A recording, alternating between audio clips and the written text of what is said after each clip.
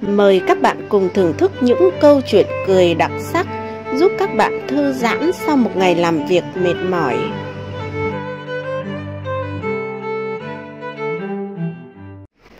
Sờ ngực đoán tuổi. Có một phụ nữ trung niên quyết định đến thẩm mỹ viện để căng da mặt và làm đẹp nhân dịp sinh nhật lần thứ 45 của mình. Thực hiện xong, bà cảm thấy rất hài lòng về kết quả. Trên đường về nhà, bà ghé vào một quán ăn và tự thưởng cho mình một bữa ăn thịnh soạn ngon lành. Ăn xong, trước khi trả tiền ra về, bà hỏi người chủ quán: "Này ông đoán thử xem tôi năm nay bao nhiêu tuổi?" Ông chủ quán vui vẻ trả lời: "Ồ, bà chỉ khoảng 30 tuổi thôi." Người phụ nữ nghe chủ quán nói thế, trong lòng cảm thấy vô cùng hạnh phúc. "Ồ, cảm ơn ông nhé. Thực ra tôi năm nay đã 45 tuổi rồi đấy." Bước ra khỏi quán trong tâm trạng phấn khởi. Trong khi đứng chờ tại trạm xe buýt, người phụ nữ cũng hỏi một ông lão đang đứng chờ với câu hỏi tương tự. Ông ta nhìn bà rất lâu, miệng nói: "Tôi năm nay đã 70 tuổi rồi, và mắt không còn nhìn rõ nữa. Nhưng nếu tôi có thể sờ ngực bà trong vài phút, thì tôi có thể nói chính xác tuổi của bà." Người phụ nữ rất tò mò và thấy rằng không có ai xung quanh cả, nên người phụ nữ đã vui vẻ nhận lời. Chỉ sau vài phút sờ sờ, bóp bóp, nắn nắn đủ các kiểu thỏa thích, ông ta trầm ngâm rồi miệng lẩm bẩm nói: "Tôi đoán bà năm nay đúng 45 tuổi. Người phụ nữ nghe ông lão nói thế rất đỗi ngạc nhiên, nên vội hỏi lại: "Ồ, thật là kỳ lạ. Làm sao mà ông biết khi sờ ngực của tôi chỉ có vài phút như vậy?" Lúc này ông ta mới chậm rãi nói: "Thưa bà, có gì đâu. Vì tôi đứng đằng sau lưng bà trong quán lúc bà trả lời lão chủ quán ăn đấy mà." Người phụ nữ thẹn đỏ mặt và nói: "Trời ạ, thì ra là thế. Lão già dê mất nết."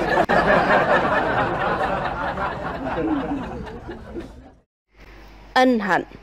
Ở một làng nọ, có một chị kén chọn quá mà hóa ra muộn chồng.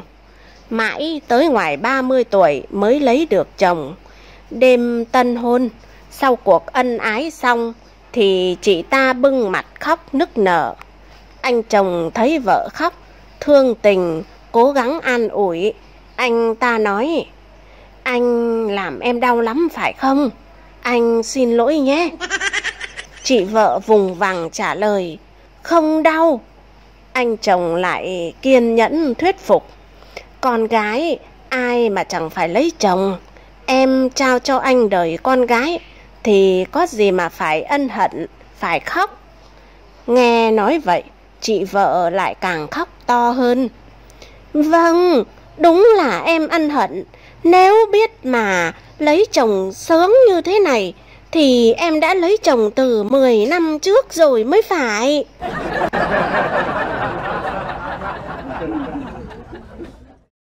Một phụ nữ nọ luôn đấu tranh cho quyền bình đẳng. Gặp một anh thanh niên Hồi giáo có tới 4 vợ, liền nói với giọng trách móc: "Tại sao đàn ông Hồi giáo các anh được quyền lấy 4 vợ, còn phụ nữ thì không được lấy 4 chồng chứ?" Anh thanh niên điềm tĩnh trả lời: "Thế cô có thấy cái xe hơi 4 bánh kia không?" "Thấy thì làm sao?" Anh thanh niên Hồi giáo lại nói: 4 cái bánh xe ấy chỉ cần một cái bơm thôi. Ngược lại, có bao giờ cô thấy một cái bánh xe mà cần đến 4 cái bơm bao giờ chưa?"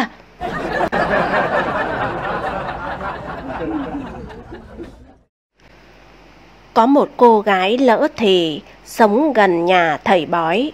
Một buổi chiều, cô gái sang xin lửa để về nấu cơm. Loay hoay cúi xuống thổi lửa, chẳng may xì hơi kít một cái. Ông thầy bói vỗ đùi và nói: Thôi thôi, mày làm bạt vía thổ công nhà ông rồi. Cô gái sợ sệt hỏi: Dạ, cháu phải làm thế nào ạ? Ông thầy túm tay cô gái kéo vào phòng và bảo: Cô nằm xuống đây để tôi thu vía thổ công, không là chết cả hai bây giờ. Chả biết ông thầy thu vía kiểu gì. Hôm sau cô gái lại sang xin lửa, xong lại nói: Ông ơi, cháu lại làm bạt vía thổ công nhà ông nữa rồi. Ông thầy bảo: Thế cô lại vào đây. Hôm sau, rồi hôm sau nữa, cô gái lại vẫn đến xin lửa và bảo: Cháu lại làm bạt vía thổ công nhà ông nữa rồi ông ơi. Thầy bói nằm trên phản thều thào: Tiền sư nhà mày, bây giờ mày có ý ra bếp thì ông cũng kệ bố mày nhé.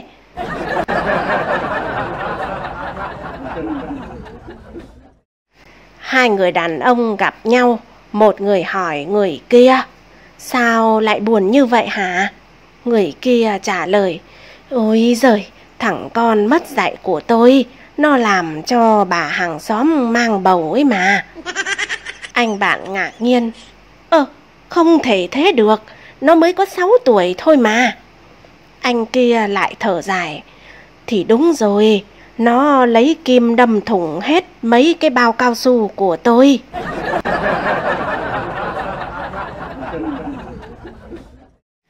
Hai chú nhóc nằm kế nhau ở nhà thương nhi đồng, tán gẫu cho đỡ buồn. Một cậu nói: Đằng ấy bú sữa mẹ hay sữa bình? Tớ bú sữa bình. Thế sữa bình có ngon không?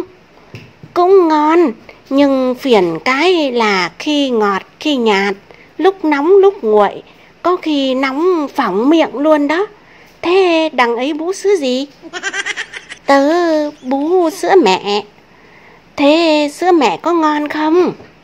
Ngon chứ, sữa lúc nào cũng ấm đều đều, không ngọt không nhạt.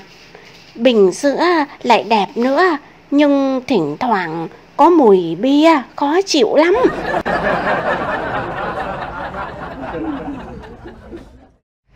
Cấm nói tục.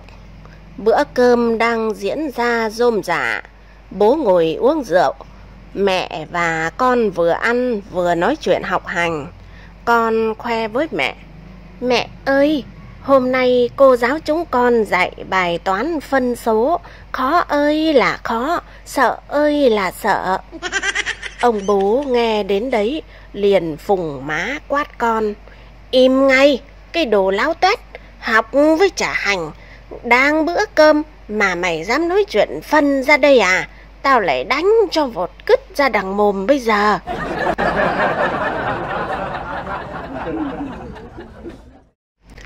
Chân chính chân phụ. Một anh bộ đội đóng quân ở làng quê và phải lòng yêu một cô gái người làng ấy. Vốn là bộ đội, là người đàng hoàng, đứng đắn, nên anh đến nhà người yêu bao giờ cũng chào hỏi gia đình. Nếu có muốn đi chơi, bao giờ cũng xin phép. Khổ một nỗi, ông già của người yêu lại rất khó tính. Dẫu biết anh là người tốt, nhưng vẫn xét nét ngăn chặn. Một hôm, anh tới chơi, cô gái ở trong bếp, còn ông bố thì đang bực tức việc gì. Anh chào, ông già đáp: Vâng. Anh ta lân la cưa cẩm: Dạ, thưa bác, hôm nay bác có khỏe không ạ? Cảm ơn, sức khỏe của tôi đang ở trong bếp kia kìa, anh vào đó mà hỏi. Tưởng ông già đùa, anh lại nói tiếp: Dạ, thưa bác, cháu xin phép bác cho cháu đưa em sang đơn vị để xem văn nghệ được không ạ? Không có văn nghệ văn gừng gì hết. Tôi ấy là tôi còn lạ gì cái vở của các anh. lấy lý do này lý do kia.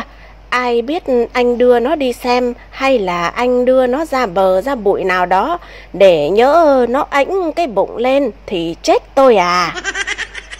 Anh bộ đội nghe vậy vội thanh minh. Dạ, sao lại dám vậy ạ? Thưa bác, chúng cháu phải giữ cho nhau vì cháu yêu một tình yêu chân chính chứ ạ. Ông già cười và mỉa mai. Tôi biết cái chân chính rồi, mà tôi có sợ cái chân chính của anh đâu. Tôi chỉ sợ cái chân phụ của anh thôi. Cái chân chính thì anh giữ được, còn cái chân phụ thì anh làm sao giữ nổi.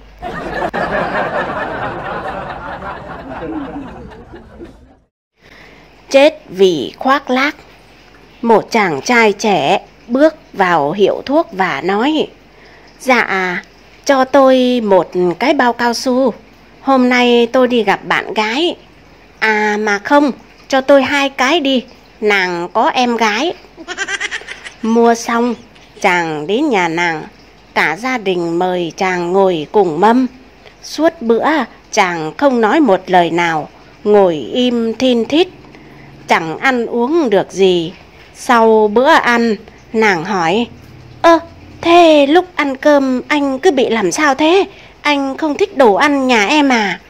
Chàng trai ngập ngừng trả lời: Không, đồ ăn rất tuyệt, nhưng anh không thể ngờ được bố em lại là người bán hàng ở hiệu thuốc.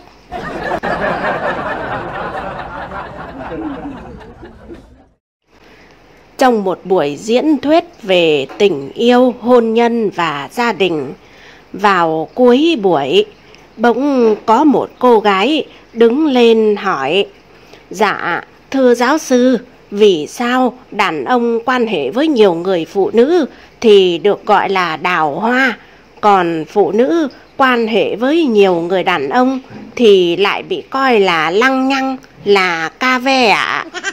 Vị giáo sư trầm tĩnh một lúc rồi trả lời: Các em thân mến, thế này cho dễ hiểu nhé. Cái chìa khóa mà mở được nhiều ổ khóa thì ta gọi nó là chìa khóa vạn năng. Nhưng cái ổ khóa mà dùng cái chìa nào cũng mở được thì nó chỉ là cái ổ khóa vứt đi thôi các em ạ. Còn thắc mắc gì nữa không?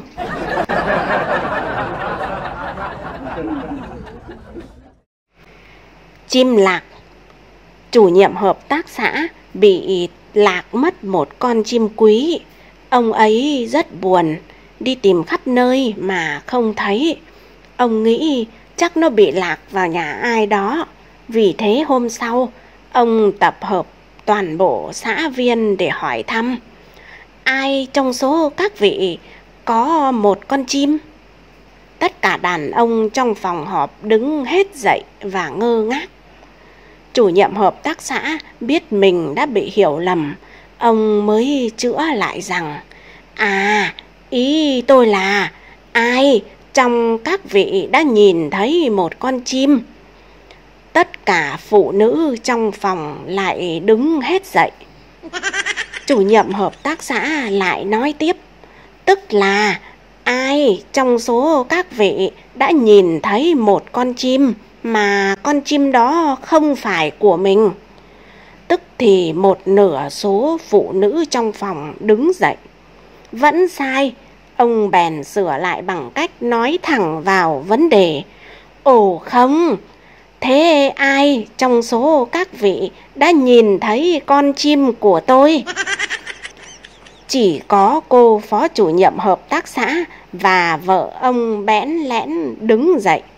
Lúc này mọi con mắt đều đổ dồn về cô phó chủ nhiệm, rồi vợ ông, rồi chuyển sang nhìn ông chủ nhiệm hợp tác xã. Chết, thế này thì chết thật. Ông chủ nhiệm hợp tác xã vội kêu lên.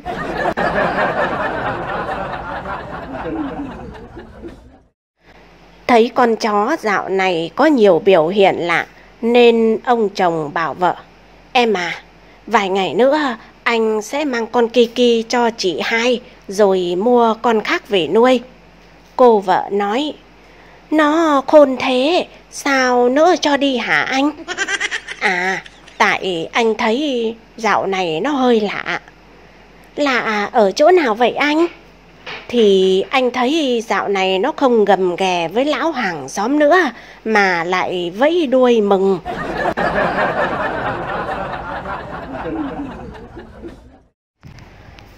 Chuyện thật như đùa. Bơi xong, cả hội lên ngồi bia bọt và chém gió.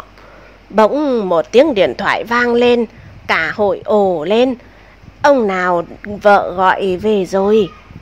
Anh bạn có điện thoại kêu cau có, chẳng có việc quái gì mà cũng gọi. Anh bạn ngồi bên cạnh mới bảo: Tôi bày cách cho, rồi ghé vào tai bạn thì thầm. Anh bạn bị vợ gọi điện thoại về đến nhà, mặt hầm hầm và nói với vợ: Hôm nay cô làm tôi mất 1 triệu cơ đấy.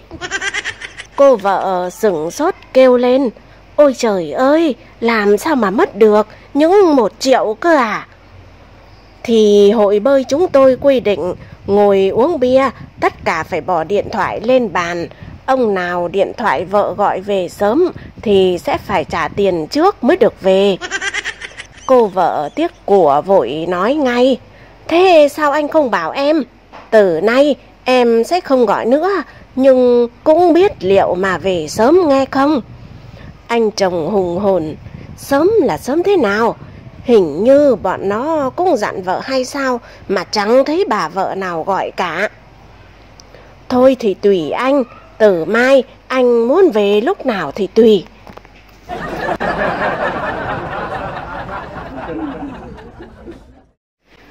Có ông bố ở dưới quê lên thành phố thăm con thăm cháu. Mấy đứa con thay nhau đưa bố đi nhà hàng hưởng thụ hết món đặc sản ở thành phố. Ông bố rất vui vì sự hiếu thảo của các con và yên tâm chuẩn bị về quê mà không còn gì phải nuối tiếc nữa. Nhưng rồi ông vô tình nghe 2 đứa con trai đi chơi đêm về nói với nhau. Thằng anh nói: Hôm nay tao đèn quá, vớ được con ca ve vừa già vừa khó ăn. Mà sao con ca ve của mày nó ngon thế? Ông bố bèn gọi 2 đứa con vào và trách móc: Thế mà chúng mày dám nói với bố là chúng mày đã cho bố ăn đủ các món ngon vật lạ rồi.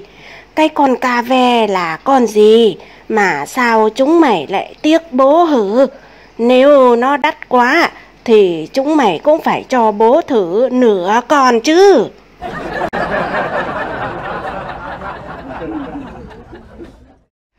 Con giống của tôi. Có một chị nọ ra chợ mua được một con lợn giống. Chẳng may đi đường vô ý lợn giống sổ ra rồi bỏ chạy. Chị chàng đuổi mãi mà không bắt được. May thay có một anh đánh dậm ở gần đấy giơ tay ra tóm được con lợn. Hiểm một nỗi anh ta chỉ túm con lợn có một tay, còn tay kia anh ta bận che cái của quý của mình. Với một tay anh ta loay hoay mãi mà không sao trói con lợn lại được. Bí quá, chị ta liền đề nghị: Bác để cho tôi che hộ cái của bác cho, còn bác dùng 2 tay trói con lợn giống giúp em với. Và thế là chị ta hất tay của anh đánh dậm ra, rồi dùng tay mình đặt vào che giúp. Lạ thay, tay chị ta vừa đặt vào thì cái của quý của anh chàng cứng vổng lên. Không một chút xấu hổ, chị nhanh nhảu nói: Ôi, giá mà con lợn giống của tôi lại nhanh lớn như con giống của bác thì sung sướng không gì bằng.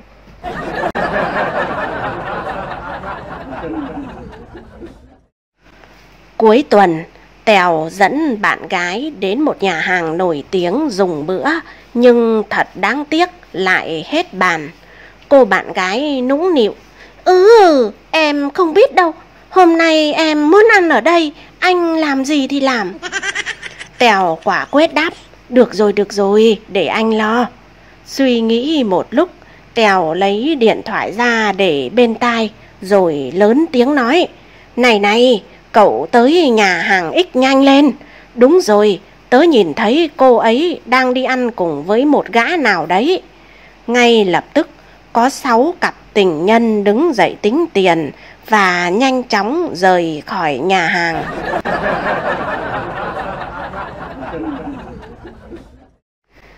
Gia đình đang yên ấm vui vẻ hạnh phúc. Bỗng một ngày, người chồng nhận ra cậu con trai của mình càng lớn càng giống ông hàng xóm. Cay hơn nữa là ông ấy đã rất già, năm nay đã 75 tuổi rồi. Anh chồng tức giận lôi vợ ra giữa nhà tra khảo. Cái đồ hư hỏng, sao cô dám phản bội tôi thế hả? Cô vợ chỉ biết van này: Dạ, em van anh, em xin anh, oan cho em lắm ạ. Bà mẹ chồng đứng nhìn mà thấy thương xót cho con dâu bị oan. Bà liền ra giải thích cho con trai hiểu: Con à, không phải lỗi tại vợ con đâu, lỗi là tại mẹ. Ông hàng xóm ấy là bố của con đấy. Thằng con của con là cháu nội của ông ấy. Cháu giống ông là chuyện thường tình mà con.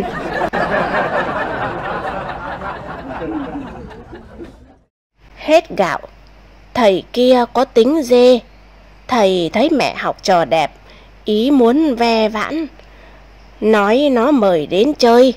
Nó bèn về nói với cha mẹ. Hai vợ chồng bàn kế trị thầy. Một bữa nọ, đứa học trò thưa với thầy: Dạ, tía tôi đi khỏi, mời thầy tối nay qua chơi ạ. Thầy mừng lắm, tối lơn tơn qua. Vừa ngồi uống nước, đã thấy người chồng kêu cửa. Thầy sợ quá, không biết chạy đâu. Người vợ mới nói với thầy: Thôi, nhà dưới tôi có sắn lúa đang xay đó, thầy xuống giả đò xay. Chắc chồng tôi chỉ về một chút rồi mình sẽ nói chuyện tiếp. Thầy túng thế phải xuống xay lúa. Người chồng vào và hỏi: Vậy chứ ai đang xay lúa ở dưới đó? Người vợ rằng: À, tôi mướn người xay lúa ấy mà. Người chồng bảo vợ pha nước uống. Uống nước rồi bảo vợ đi nấu cháo. Vợ đi nấu cháo, ăn uống xong xuôi rồi lại kéo vợ xuống dưới phản giỡn chơi hoài. Thầy thấy gai con mắt quá, nhưng phải dáng mà xay.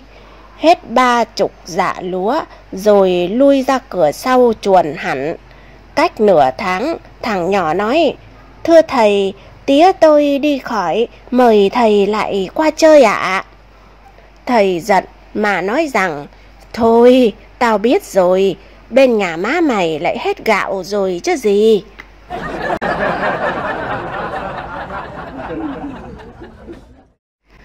Không dám mạo phạm. Một bà vợ thuê một người thợ sơn về sơn lại nhà cửa. Đêm đó, khi người chồng về nhà, không biết rằng sơn còn ướt, nên khi bật điện, không may để lại dấu tay trên tường.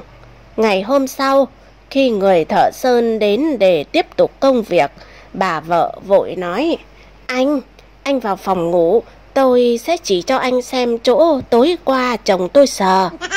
Người thợ sơn đỏ mặt bối rối: Ấy, không, thưa bà, tôi đâu dám mạo phạm như vậy.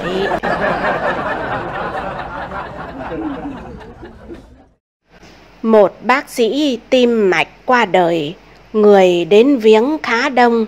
Nhưng có một đồng nghiệp cứ nhìn bức di ảnh của ông lồng trong khung hình trái tim mà khóc nấc lên.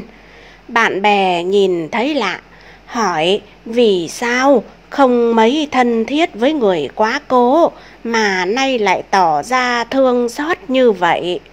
Ông gạt nước mắt mà rằng: Nó là bác sĩ tim mạch, chết được lồng ảnh trong khung hình trái tim. Tôi đang tủi phận nghĩ mình là bác sĩ phụ khoa, không biết một mai khi chết thì ảnh được lồng vào cái gì.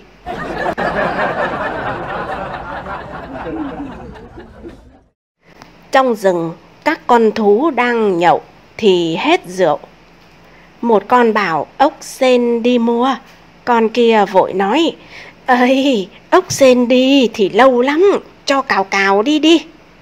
Một con khác lại nói xen vào: "Nhưng cào cào vừa đi vừa nhảy, đổ hết rượu còn gì nữa mà uống." Một con khác lại nói: "À, thế thì để dết đi mua, vì nó có nhiều chân, đi nhanh lại không đổ." Chờ một hồi lâu, không thấy dết mang rượu về. Một con mở cửa, thấy dết vẫn còn ngồi trước cửa, mới hỏi: "Thế sao không đi mua rượu hả?" Dết trả lời: "Đi chứ sao không? Thế mày không nhìn thấy tao đang đeo giày hả?"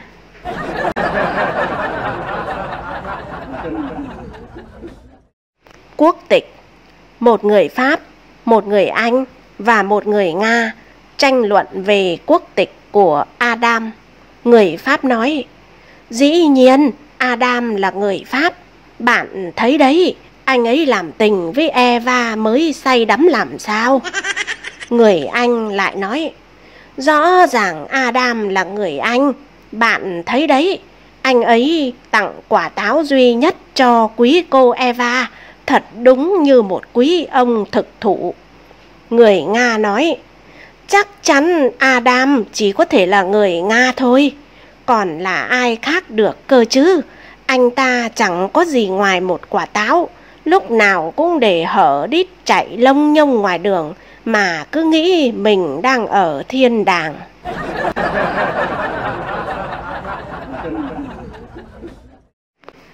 Trong đêm tân hôn, sau khi tiễn khách, chú rể là người Tàu hớn hở dìu cô dâu là người Huế vào động phòng. Khi đã vui vầy trọn vẹn, chú rể định lăn ra ngủ, chợt cô dâu bật dậy và hỏi: "Song hỉ?" Theo tiếng Huế, song hỉ có nghĩa là xong rồi hả?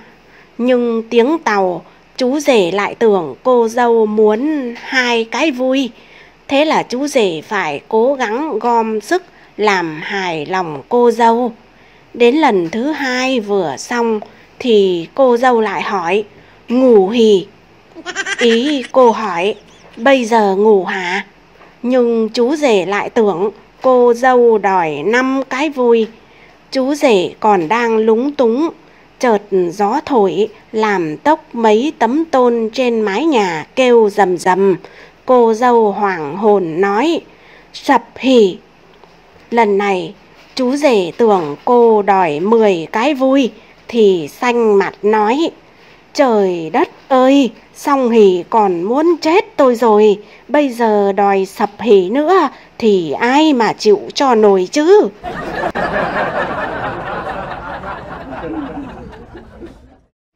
Trong một cuộc thi hoa hậu, ban giám khảo hỏi một nữ thí sinh: "Theo cô, mẫu người chồng lý tưởng của cô sau này phải ra sao?" Câu trả lời: "Dạ, theo em, mẫu người chồng lý tưởng của em phải hội tụ đủ 2 điều kiện ạ. 1.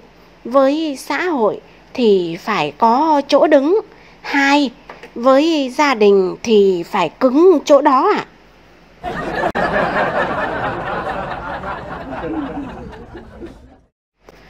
Có anh chồng đi làm ăn xa, thi thoảng vài tháng mới về nhà một lần với vợ. Lần nào cũng vậy, cô vợ háu đòi một đêm anh cày cuốc mấy lần. Anh mới nghĩ ra một kế, thủ thỉ với vợ rằng: "Mỗi lần anh cày cuốc là tổn thọ 3 ngày đấy em ạ." Cô vợ nghĩ thương chồng, sợ chồng bị tổn thọ nên đành thôi. Vài tháng sau anh về, tối cô vợ thủ thỉ: "Anh, cái tên hàng xóm mà anh ghét ấy, em cho sắp chết rồi."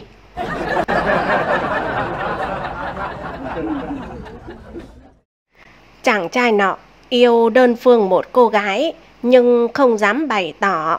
Một ngày kia, lấy hết can đảm, chàng soạn một tin nhắn tỏ tình và nhấn send lúc 1 giờ sáng. Tin nhắn trả lời đến ngay sau đó, nhưng chàng trai quyết định để ngày hôm sau sẽ đọc. Sáng hôm sau, chàng trai mở tin nhắn lên và sốc. Tài khoản của quý khách không đủ để gửi tin nhắn, xin vui lòng nạp thêm.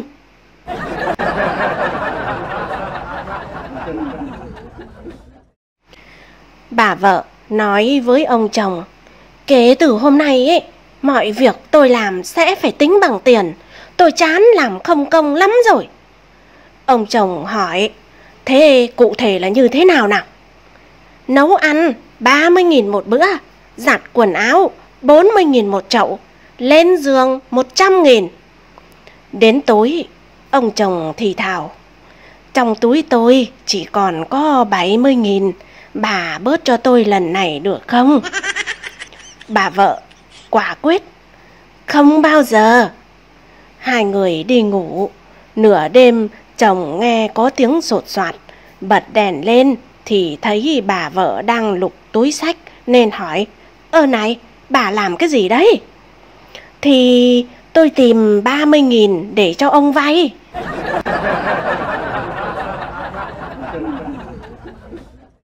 Vẻ quyến rũ. Người cha triệu phú nói với con gái đã luống tuổi mà chưa có chồng, con gái rượu của ba, chốc nữa cậu Trọng Ninh sẽ ghé qua đây, muốn làm quen với con để xin cha cho con làm vợ đấy. Con hãy ngồi cạnh cái két đựng tiền kia. Ba tin rằng trên cái nền ấy con sẽ trông quyến rũ lên rất nhiều đấy.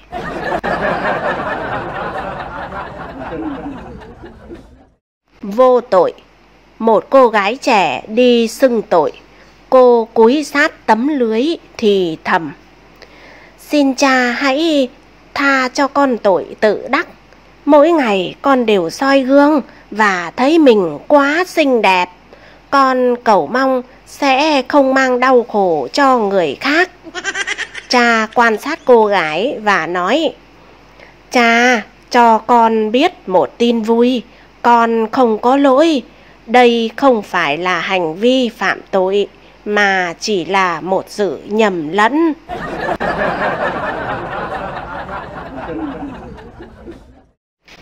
Vị quan tòa hỏi một người phụ nữ đang đòi tiền cấp dưỡng nuôi con, chồng cô rời bỏ cô lúc nào?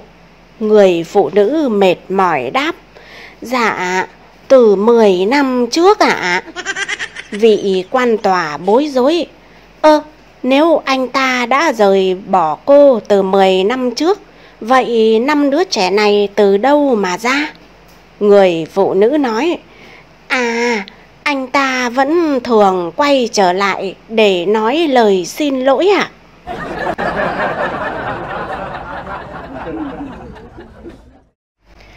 Có một anh chàng ngốc suốt đời bị vợ áp chế. Tuy cũng biết là nhục đấy, nhưng vì yếu và ngu xuẩn quá nên mới phải phục tùng vợ vậy.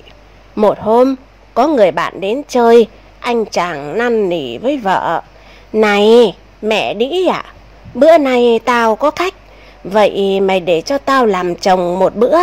Nghĩa là bao giờ có mặt khách ở nhà thì mày cho phép tao cự mày hay là hò hét gì cứ mặc ý tao. Không có, người ta sẽ bảo nhà này đàn bà lấn át cả chồng thì nhục cả. Tao yêu cầu để cho tao oai vệ một hôm nay thôi vậy. Chị vợ thấy chồng quanh năm bị đè đầu, nghe nói thế cũng thương tình, và nhịn chồng một ngày để đẹp mặt cả mình lẫn ta thì liền ưng thuận. Người đàn bà tuy nanh ác đến đâu cũng vẫn muốn được tiếng là hiền thê. Thế là hôm người bạn đến chơi, anh chồng tha hồ làm mưa làm gió trong nhà. Chị vợ không hé răng nửa tiếng, thôi thì tha hồ cho ông tướng vẫy vùng hạch sách. Ông khách thấy bạn có thế lực đối với vợ, lấy làm phục lắm.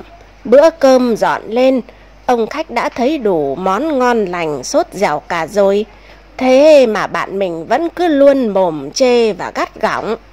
Cái bát giả cầy này hỏng, mẹ nó làm mặn quá. Giời ạ, thịt gà gì mà lại chặt thế này? Cá rán sao lại có cả vảy thế này hả mẹ nó? Chị vợ tuy tức ngầm trong bụng lắm, nhưng vẫn cứ tươi cười như không, và vẫn đối đáp với chồng rất nhẹ nhàng và lễ phép.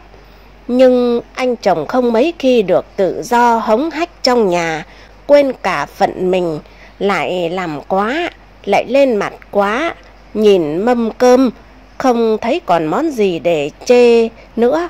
Anh ta bực quá, đến lúc nhìn thấy bát nước mắm, anh chàng mừng như sấm vớ được gậy, vội thét lên. Này mẹ nó, sao nước mắm không hâm lên hử? Ông khách lăn ra cười ngất, còn chị vợ chàng ngốc không thể chịu đựng thêm được nữa, liền túm cổ Đức phu quân đánh cho một trận nên thân. Từ đó anh chàng dâu quặp lại lên mặt. Ta đây hống hách đều được người ta gọi là phường nước mắm hâm.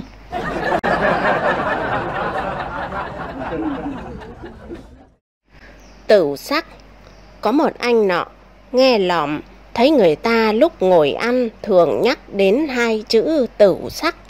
Anh ta biết tửu là rượu, còn sắc thì anh ta đoán là cơm. Đã nói đến rượu là phải nói đến cơm, chắc chẳng còn gì khác. Một hôm, có người bạn mời ăn cỗ, anh ta uống rượu đã ngà ngà, liền lên mặt ta biết chữ và bảo bạn: thôi, cho sắc ra đi chứ. Bạn ngỡ là anh ta rượu say rồi, muốn đòi đi chơi gái, bèn nói: vâng, bác cứ uống rượu đi đã, rồi thế nào cũng có sắc cho bác. Anh chàng càng được thể khề khà: bao giờ tôi cũng thế, có tửu là phải có sắc mới được, không có sắc thì tôi cồn cào không chịu được. Người bạn vừa cười vừa ép uống rượu thêm nữa.